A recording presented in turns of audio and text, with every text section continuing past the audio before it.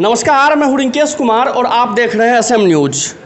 एक युवा जो संघर्ष करता है और जेएनयू के आप महासचिव बन जाते हैं, फिर जाके आप आयशा ज्वाइन करते हैं और आयशा में भी आप महासचिव के पोस्ट पे हैं, महासचिव हैं, और फिर ये एक्चुअल रहने वाले मनेर के और पालीगंज में जाके विधायक बन जाते हैं। मैं बात कर रहा हूँ संदीप सौरभ की।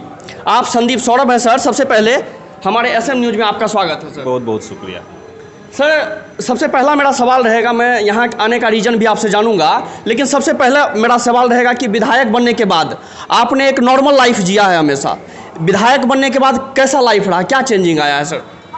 देखिए, विधायक बनने से पहले मैं आयशा का राष्ट्रीय महासचिव रह चुका हूँ और अभी भी हूँ, और छात्रों के मुद्दों पे संघर्ष हम लोग करते थे। अमूमन जो संघर्ष का दायरा होता था वो शिक्षा रोज़गार जैसे मुद्दों पे था। यूनिवर्सिटी में क्या चल रहा है, कॉलेजेस में क्या चल रहा है, एजुकेशन में क्या चल रहा है, ये ज़्यादा कंसर्न हम लोग का होता था। हमें लगता है कि एक विश्वविद्यालय से निकल कर के विधानसभा में पहुंचना, या कहिए कि जनता से सीधे सीधे जुड़ाव वाली स्थिति में पहुंचना, वो एक तरह का जिम्मेदारियों का एक्सटेंशन है। पहले कैंपस में कर रहे थे जो चीज़, यूनिवर्सिटी में कर रहे थे, वही व्यापक दायरे में कर रहे हैं। तो एक विश्वविद्यालय से निकल करके एक बड़े विश्वविद्यालय में पहुंचना, हमारे लिए यही है विधायक बनना।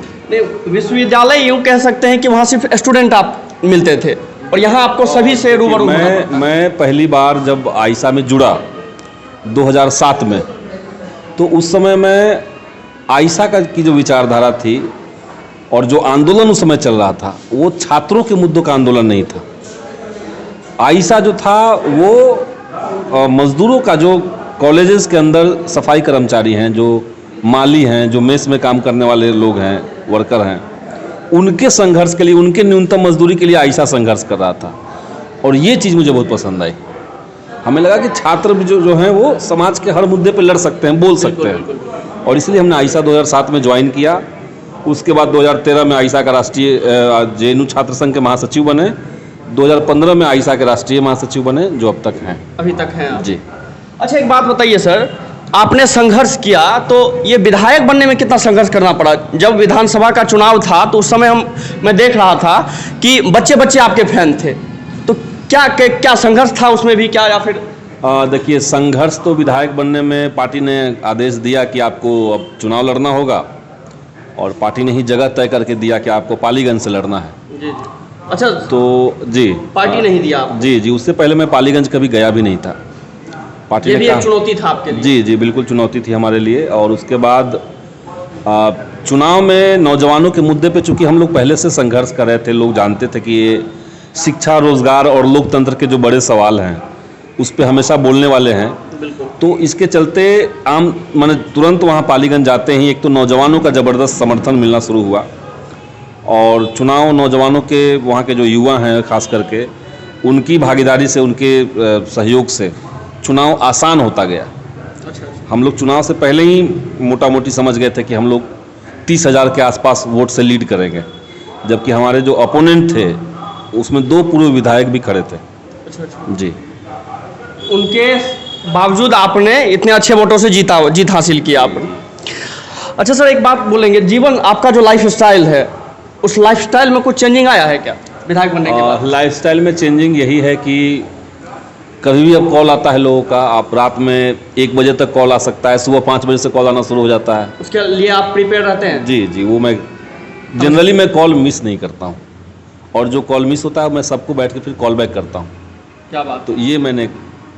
अच्छा सर, एक बात बताइएगा, अब आते हैं थोड़ा मुद्दे पे। आपने अभी त्रिवेणीगंज आया है, आप त्रिवेणीगंज में क्या था मुद्दा सर आपका? देखिए, सुपौल में और बल्कि पूरे कोसी इलाके में जो स्थिति है, जो लोगों में नाराज़गी है, विकास की जो स्थिति यहाँ पे है, विश्वविद्यालयों की जो स्थिति है, नौजवानों में जो व्यापक तौर पे बेरोज़गारी है, हमें लगा कि त्रिवेणीगंज में, सुपौल में और बल्कि पूरे कोसी इलाके में, इससे पहले मैं मधेपुरा भी गया था, इस पूरे इलाके में युवाओं को एकजुट करना, उनको संघर्ष के लिए आगे बढ़ाना, ताकि उनकी शिक्षा व्यवस्था, उनकी रोज़गार के जो अवसर हैं, ये सब में बेहतरी हो। इसी उद्देश्य से हम आए हैं यहाँ पे, और यहाँ पे आयशा का गठन हम लोग कर रहे हैं। त्रिवेणीगंज में पूरे जिला का सम्मेलन होगा, अच्छा। और आइसा की टीम बनेगी, जिला इकाई बनेगी। और आने वाले दिनों में ये जो टीम बनेगी ये और ज़्यादा समृद्ध होगी, और ज़्यादा लोग इसमें जुड़ेंगे और समाज के सारे मुद्दों पे संघर्ष करने के लिए नौजवान आगे आएंगे, इसी उम्मीद से हम। तो ये अभी हर जगह आप जा रहे हैं ऐसा? जहाँ जहाँ पे हम लोग तैयारी कर ले रहे हैं वहाँ हम जा रहे हैं। जैसे आज यहाँ पे हैं, शाम को सहरसा जाएंगे। अच्छा, शाम में सहरसा का प्लान है, और कल हम लोग का औरंगाबाद है, तो एकदम उल्टा डायरेक्शन में। अभी लगातार आप चल रहे हैं। अच्छा सर, एक बात पूछना चाहेंगे, अभी आप अपोजिशन कह सकते हैं आपको, अपोजिशन के टीम, एक बात बताइएगा, अभी जो महंगाई है तो महंगाई पे को कैसे देखते हैं और क्या महंगाई पे आप बोलेंगे? देखिए, महंगाई पे तो हमने ये देखा था कि जब बीजेपी अपोजिशन में थी जी, और 25 पैसे पेट्रोल का दाम बढ़ा था, जी जी, तो सारे भाजपा के जो नेता थे वो साइकिल लेकर के बैलगाड़ी से सड़क पे चल रहे थे। चलने लगे। लेकिन वही सरकार आज देखिए पेट्रोल के दाम, डीजल के दाम 110 रुपये चले गए हैं। कुछ बोलने की स्थिति में नहीं है। लोग मांग कर रहे हैं कि आप पेट्रोल और डीजल को जीएसटी के दायरे के अंदर लाइए, सरकार नहीं सुन रही है। और डीजल पेट्रोल के दाम बढ़ने से A to Z सामान का दाम बढ़ जाता है, इसमें कोई सोचने वाली बात नहीं है। आवाजाही में, हाँ, यातायात के साधन के चलते हर चीज़ बढ़ जा रहा है। महंगाई को लेकर के ही मोदी सरकार 2014 में सत्ता में आई थी। बहुत हुई महंगाई की मार, अब की बार मोदी सरकार। अब लेकिन वही सरकार अपने ही वायदे पे कहीं टिकी हुई नहीं है। दाल का दाम बढ़ रहा है, माने हर चीज़ का दाम बढ़ रहा है, और लोगों की आमदनी कम हो रही है। अच्छा सर, एक चीज़ पूछेंगे, अभी महंगाई जैसे बढ़ रही है तो आपके नज़र में कुछ ऐसा है, कैसे महंगाई पे कंट्रोल कैसे किया जाए? देखिए, महंगाई पे कंट्रोल तो सबसे पहले ये जो लूट का रास्ता सरकार अपना रही है, डीजल पेट्रोल के भरोसे पूरा सरकारी जो खजाना है उसको भर लेना है, लोगों से अधिकतम टैक्स ले लेना है। कच्चे दामों का कीमत पहले से कम है, लेकिन पेट्रोल डीजल का कीमत पहले से डबल हो गया। सिर्फ ज़्यादा नहीं हुआ, डबल लगभग हो गया। 110 चला गया, जहाँ 55-60 रुपये में मिलते थे अभी, सही बात, तो 110 चला गया। तो सरकार अगर जनता को चूसना छोड़ दे, लूटना छोड़ दे, हर बात में आप टैक्स ले रहे हैं, बढ़ाते जा रहे हैं, महंगाई का जड़ वही है। सरकार ने तय कर लिया है कि हमें, अच्छा ये डीजल पेट्रोल का जो दाम है, इससे सबसे ज़्यादा उत्पीड़ित कौन लोग हैं? सबसे ज़्यादा जो जिन पे असर पड़ा है वो मोटरसाइकिल चलाने वाले लोग हैं। बिल्कुल बिल्कुल। और मोटरसाइकिल जो चला रहे हैं वो मध्यम दर्जे के लोग हैं, लोअर क्लास के लोग हैं, सही बात, दलित पिछड़े समुदाय के लोग ज़्यादा हैं। तो उनके जो हित हैं उनके ऊपर सरकार डाका डाल रही है। फ्लाइट से अगर आप उड़ते हैं तो फ्लाइट का जो ईंधन होता है उस पर तो सरकार टैक्स नहीं ले रही है। तो ये क्लास दिखा रहा है कि आपको पैसा अगर चाहिए, आप पैसा ले कहाँ से रहे हैं? आप ले रहे हैं लोअर क्लास से, गरीब से ले रहे हैं। और मुनाफा अगर आपको देना है, पैसा अगर सरकार को देना है, वो फिर अपर क्लास को दे रहे हैं, कॉरपोरेट्स को दे रहे हैं। सारे लोन जो है उनको मिल रहा है, लोग लोन का पैसा लेकर के विदेश भाग रहे हैं, सरकार कुछ नहीं कर रही है। सारे बैंक जो हैं वो एनपीए में फंसे हुए हैं। नॉन परफॉर्मिंग एसेट जो बैंकों का है वो इतना ज़्यादा बढ़ चुका है कि आप समझिए कि जनता का पैसा जनता बैंक में रख रही है और बैंक से वो पैसा विदेश चला जा रहा है या किसी कॉरपोरेट के हाथ में चला जा रहा है। बिल्कुल। तो अच्छा, ये प्रोसेस बंद करेगी सरकार, तब महंगाई पे कंट्रोल होगा। मतलब आपके हिसाब से अगर टैक्स जो ले रही है सरकार, वो टैक्स कहीं ना कहीं अगर कम कर दिया जाए, लोगों का टैक्स कम किया जाए और कॉरपोरेट्स का टैक्स बढ़ाया जाए, कॉरपोरेट्स का टैक्स बढ़ा दिया जाए और लोगों का टैक्स कम किया जाए, तभी जाकर के ये मैनेज हो पाएगा। एक क्वेश्चन उठता है सर मेरे माइंड में, अगर संदीप सौरभ सरकार होता तो क्या करते आप सर? देखिए, एक तो जो पिछले विधानसभा में मैंने बात कही थी, हमने कहा था कि जब देश का संविधान ये कह रहा है कि सरकारों को जनता में एक समान शिक्षा व्यवस्था देना है, तो सरकार को देना चाहिए। और इसीलिए समान शिक्षा व्यवस्था, कॉमन स्कूल सिस्टम, हर किसी के लिए समान शिक्षा व्यवस्था हो, हम सबसे पहले ये लागू करते हैं। बिहार के अंदर ये लागू करते हैं, चलिए, ताकि गरीब का बच्चा और जो मुख्यमंत्री का बेटा है टोटल एक क्लास में एक जगह पढ़ेगा, और तब होगा रेस, तब देखते हैं कौन आगे निकलता है। यहाँ तो हो ये रहा है कि जो गरीब के बच्चे पढ़ रहे हैं सरकारी स्कूल में, जहाँ टीचर नहीं है, जहाँ टेबल बेंच कुर्सी नहीं है, जहाँ कोई सिलेबस ढंग से नहीं पढ़ाई हो रही है, और पैसे वालों के जो बच्चे हैं वो डीपीएस और संत माइकल संत कैरेंस में पढ़ रहे हैं। सही बात। तो आप यहाँ रेस कैसे लगाएंगे, कैसे जस्टिस होगा? तो पहला काम तो हम ये करते हैं। ठीक है। बहालियों के संदर्भ में, शिक्षा के मामले में बहालियों के संदर्भ में हमारा मानना है कि कोई भी विभाग बहाली अगर निकालती है, उस विभाग को विज्ञप्ति के साथ उसकी समय सीमा देनी होगी।